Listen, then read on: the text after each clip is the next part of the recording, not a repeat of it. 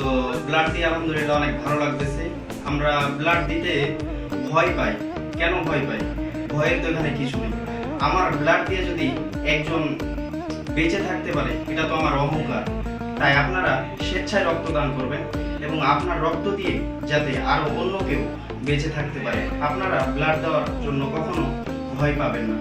আসসালাম।